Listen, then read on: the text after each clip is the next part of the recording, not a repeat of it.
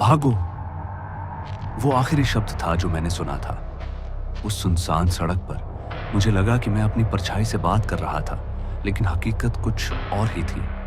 अगले पल सब कुछ शांत हो गया। मुझे नहीं पता मैं कितनी देर तक वहां रहा, लेकिन जब मैंने अपनी आंखें खोली तो सुबह हो चुकी थी। सूरज की हल्की रोशनी पेड़ों से छन कर आ रही थी और मेरे सामने वहीं मेरी कार खड़ी थी, लेकिन दरवाजा खुला हुआ था और सामने की सीट पर कोई बैठा था।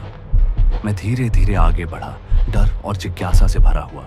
जैसे जैसे मैं पास गया, मेरे दिल की धड़कन तेज होती गई और जब मैं कार के पास पहुंचा तो जो कुछ मैंने देखा उसने मेरी रूह तक को हिला दिया। सामने की सीट पर मैं था, मेरा शरीर खून से लथपथ, आंखें खुली हुई थी लेकिन उनमें कोई जीवन नहीं था। मैं पीछे हट गया। मेरे दिमाग में एक ही सवाल था, यह कैसे हो सकता है?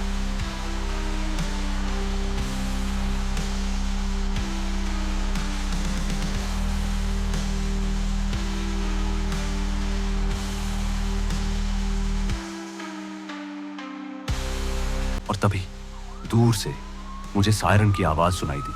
धीरे धीरे आवाज पास आती गई। मुझे अपनी ही कार के पास लोग इकट्ठा होते हुए दिखे।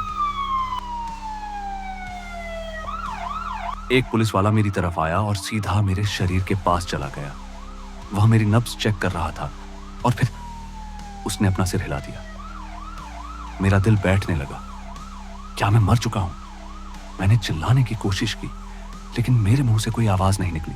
मैं अपनी ही लाश को देख रहा था और यह एहसास कि मैं मर चुका हूं उस चेहरे के डर से भी कहीं ज्यादा भयानक था। और तभी मुझे अपने मोबाइल फोन की घंटी सुनाई दी।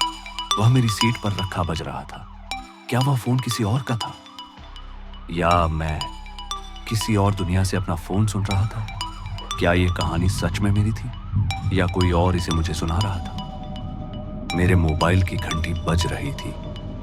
मैं अपनी ही लाश के पास था और वो फोन की आवाज मेरे कानों में गूंज रही थी। पुलिस वाले और एम्बुलेंस वाले अब मेरे शरीर के करीब थे। एक पुलिस वाले ने फोन उठा लिया। उसने मुझे नहीं, मेरे शरीर को देखा। हेलो, पुलिस वाले ने जवाब दिया। उसी पल मेरे कान में फिर वही फुसफुसाहट सुनाई दी। वो आवाज जो मेरी नहीं थी लेकिन मेरे अंदर थी। क्या तुमने मुझे पहचाना? आवाज ने कहा। मैंने अपनी हिम्मत बटोरी और पूछा, तुम कौन हो?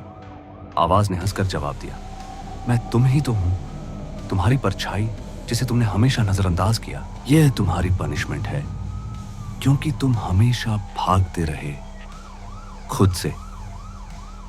अब तुम मेरे पास हो क्योंकि तुमने अपना शरीर खो दिया है।